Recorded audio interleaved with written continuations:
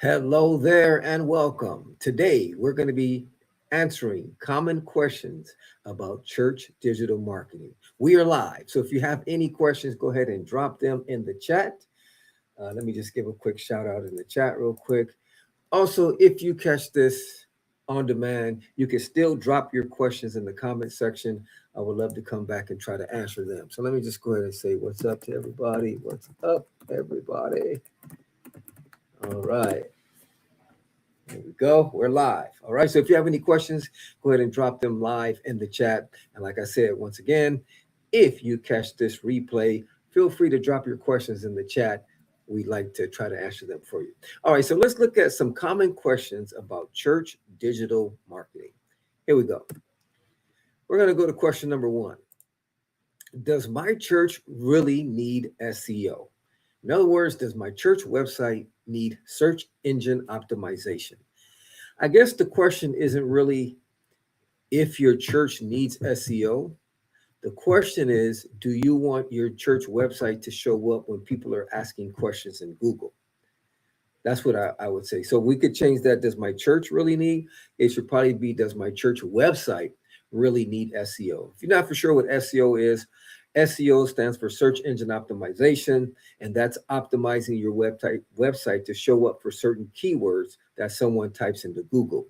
What's a keyword? Any question or phrase that someone types into Google. That's a keyword. So the question is, does my church really need SEO? Let's rephrase it and say, does my church website really need SEO? I would say yes, if you want your church website to show up when people are asking questions in Google. For example, how to find a church near me. If you don't have SEO, your church website won't show up. How to find a Pentecostal church. How to find an evangelistic church. So I would say the question isn't really, does my church need SEO? The question is, do we want our church website to show up when someone is searching for answers in Google? And I would dare to say that the answer to that question you would probably give me is yes. Okay. All right. Any questions? All right. Let's go to the next one. We got here. What pages should every church website have? Ooh, that's a good one, man. That's a really good one. Well, I would say you want your home page. Okay. That's your home page. You want to have an About Us page. You want to have a blog. You want to have a Contact Us. And I would say at least a Plan a Visit page. Okay. So these are like, I think, must haves. Number one, a home page.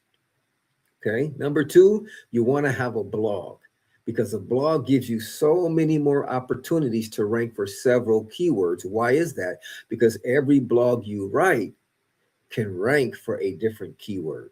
So that's powerful. Okay. So a home page, a blog page, you want an About Us page. If someone's searching your website and it shows up, you want to let them know what your church is about. You also want to plan your visit page. You want some kind of call to action on your church website. So if I go to your church website, right, and I want to get a hold of you, or if I even want to visit, it'll be great if you have a Plan a Visit page and you can ask for my name, email, phone number. You can even contact me before I even get to the church because I plan to visit. All right. So home page, blog page, Plan a Visit page, an About Us page. And I would say definitely a Contact Us page, a form where people can contact you. Maybe they don't want to plan a visit, but you got your church phone number, your church email, even a form where they can ask questions. So you could put a form on there, name, email, and message. Okay. So those are the five pages: home, blog, About Us, Plan a Visit, Contact Us. And another one I would say, which will really be good. I don't know if it's you should have it on there or if it's mandatory, but even a ministries page, the type of ministries that you offer, if it's youth ministry, children's ministry, prison ministry, whatever your church offers, that's also helpful because people are probably looking for just do they have a children's ministry? Do they have a youth ministry? You know, what kind of ministries does this church do that me and my family could be a part of that or that I would like to be a part of? Okay, so let me refresh that one more time. The five pages I would say, or I gave you six. So we got home page, blog page, contact us page, about us page, plan a visit page, and ministries page. All right. So that's good. Those are good questions. Let's go to the next one. How often should a church update their website? Whoa, that's a good one. I would say as often as you can. Not so much your homepage, but you want to have a church blog. Now, if you can write a blog every day, great. If you can write a blog once a week, great. I would at least say try to shoot for twice a month to start off with. But here's the thing, the more you update your website, the more chances you have of ranking in Google. Or let me put it this way, the more blogs you write, the more chances you have to rank in Google. Okay. Now, Google likes fresh content. So the more you update your website, the better. Now, I'm not saying you have to change your homepage every week. That you pretty much want set, because that's going to, on your homepage, you want that set. And a few things you want to have on your homepage or the times of your services, the name of your church, if somebody wants to contact you or plan a visit, direction like a Google map, that would be cool. But how often should you update your church website? I would say homepage, not so much. About us page, not so much. Ministry page, if you get new ministries, great. But the main thing that you want to update on your website, this is a gold nugget right here, is your blogs. That's why it's important to have a blog, because you can update that every day. You can do a blog twice a day. Now, I know many people may say, well, it's hard to keep our website up to date. Well, one, I think you should have someone overseeing the website, right? But then I'm going to give you a tip right now that'll help you. If you have someone overseeing your church website and they're not for sure what to write about to keep it updated on, say, a weekly basis, what you can do is get the notes. Say you're a creative watching this, right? And you oversee your church website. The way to keep your church website up to date is ask your pastor for his or her sermon notes, because you get a sermon every Sunday. Ask for those notes and you can make those notes into a blog. So that's one blog a week. Now, if you have more than one service a week, so you have a midweek service, whoever preaches that service that week, ask them for their notes. You take those notes, you upload that as a blog. So now you got 2 fresh blogs a week and you haven't even had to write the content. Here's another thing you can do. This takes a little bit more work than not copying the sermons, but uploading the sermons. You can ask people to write out their testimony for you. Maybe people in your church that got saved, God changed their life. You can ask maybe 10 people, hey, can you answer these questions for me? How did you get saved? Or how was your life like before you got saved? Maybe 3 questions. How was your life like before you got saved? How did you get saved? What is God doing in your life now? You see, so you can ask them 3 basic questions. You can ask 10 people in your church those 3 questions. They write them out for you, or you can even have them type them out for you. So when they email them to you, guess what? That's another blog. And you could title it Powerful Testimony of Brother So-and-so, Powerful Testimony of Sister So-and-so. So content is easy to come by when you work it like that. Okay, so you got a sermon every Sunday. If you have a midweek service, now here's another cool thing. Okay, so you got a sermon every Sunday. You got a midweek service, right? So that's two blogs. Now you might even have Bible studies. Okay, say you don't have a midweek service. You at least have 1 service a week. But say your church has Bible studies. You can ask those Bible study leaders to give you their teaching of that week. So say you got 5 Bible studies, that's 5 blogs a week. And they can email them to you. Tell them the format you want it in. Say, hey, can you just email me your notes of your Bible study? That's if you have 5 Bible studies. What if you have 10, 20? So I'm telling you, content, if you do it like this, it's not hard to come by. But if you sit down and try to write content every week, then it might be a challenge. So how often should a church update their website? As much as you can, because Google likes fresh content. Now, if the content that you're uploading answers questions, then you're even in better shape. So you can even ask your pastor, right? Say they did a sermon, but then maybe people are typing in a keyword, say, how to find a church near me, but the sermon is the church is on fire, or whatever it may be. So then what you do is you ask the pastor, is it okay if I change the title of your sermon from the church is on fire to how to find a church that is on fire, or how to find a church? Even though the sermon can stay the same, you just title that blog a keyword that someone might be typing, because people that are looking for a church probably won't type in the church is on fire. That's a churchy term, right? Right? The church is on fire. I'm not going to type that in, but I will probably type in how to find a committed church, how to find a radical church, how to find a good church. So you ask your pastor if you could change his or her title to the keyword that someone may be typing into Google. That is a nugget right there. Okay. So the more you could update your website, the better. And I would encourage you, add a blog to your church website. Why? Because that allows you to update your website more often. Then you don't have to change your homepage, your About Us page, your Contact Us page, or your Plan a Visit page.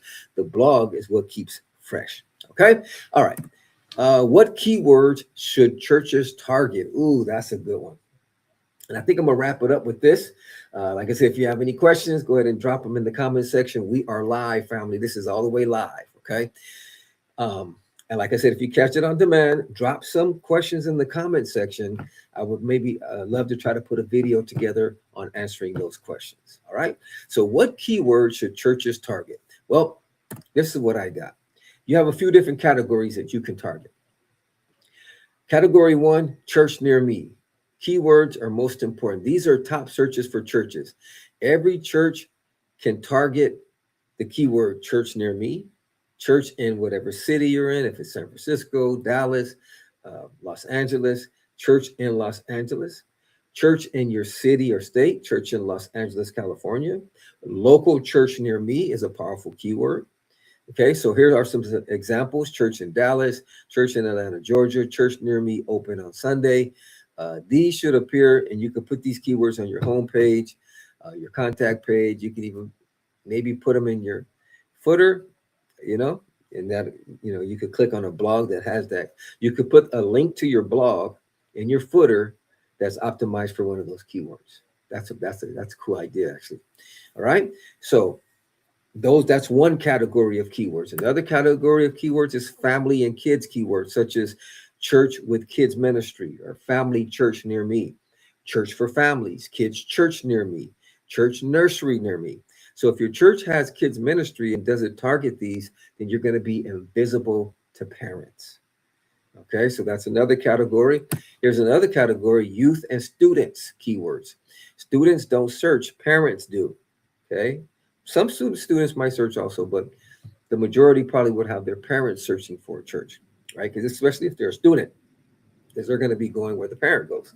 So the parents are probably searching some keywords like church with youth group, youth ministry near me, church for teenagers, student ministry in Los Angeles or Dallas or San Francisco or Oakland, whatever your city may be. Now, these you could put on your youth ministry page and your home page. You could put a section on your homepage for these keywords. That would be pretty cool. I'm just trying to think. You could do, say you got your homepage sections. You could put your ministries on your homepage, and then you could optimize that section for a keyword. So you can say ministries we offer: youth ministry, prison ministry, marriage ministry. So you can do something like that. All right. Category 4.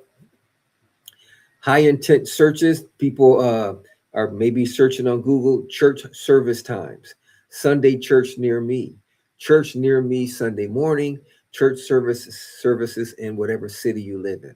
So these are some good keywords to optimize your blogs for. Okay, if you're not for sure how to optimize a blog, then I encourage you to follow our channel, because we'll do teachings on how to optimize your church website for search engine optimization. Matter of fact, we might even be doing a live masterclass pretty soon on that. So so follow. That way you can get alerted if we do our live masterclass on how to optimize your church website for keywords. Okay, so if all this is new to you, that's fine. Even if you have any questions, what is SEO?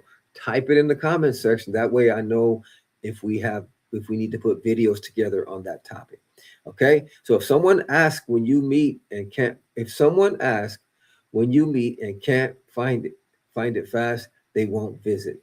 Okay. So if someone's going to ask, like on Google, when you meet and they're looking at your website and they can't find it fast, they probably won't visit you. So you want to put your times on there. You want to put your location, your address, even a Google map on how to get to your church on your homepage. They don't have to search around for it. Boom, it's right there. Okay. All right. Belief and denomination keywords. Here's some keywords: Christian church near me, Baptist church in my city, Pentecostal church near me, non-denominational church near me. Okay, those are good. Only use what actually fits your church. Clarity builds trust. Okay. The last thing I want to share with you, there's also outreach keywords. These are keywords that people are maybe unchurched and they're looking for help for a loved one, a family member, such as free rehabilitation in your city. So free rehabilitation center in Cape Town, free rehabilitation center in Los Angeles, church with free recovery home, rehab center in Cape Town, church with support groups, prayer church near me. So these are powerful keywords because these are keywords of people actually searching, kind of like the jailer. Remember the jailer who asked, "What must I do to be saved?" Those are the kind of keywords that people are typing in when they type in keywords such as church with free recovery home, free rehabilitation center in whatever city. Okay. All right. And you could also do category 7, what to expect keywords, such as what to expect at church, first time visiting church, plan a visit church, what is church like? Okay, this is why a plan a visit page matters so much. I would encourage you, if you don't have a plan a visit page on your website, try to put one on there today. It makes a big difference. People actually fill out the form and visit your church. Okay, all right. The goal isn't to rank for everything. The goal is to show up for the right people. That's ministry focus. You don't need hundreds of keywords. You need clear pages that answer real questions. When people search, they're asking, just like the jailer asked, what must I do to be saved? Our responsibility is to be present with an answer. Our responsibility is when they search online, we want our website to show up. I'm not sure if it's a responsibility, but it would be good. It'd be part of us answering the Great Commission. So I guess our opportunity would be to show up and present the answer to their questions. All right, family. If you have any questions, maybe you missed this live. If you have any questions, go ahead and drop them in the comment section. I would love to try to answer those questions for you in the next video. If this video has given you any value, don't forget to like, follow, share, and subscribe. It's your boy, Pastor Dre. God bless you.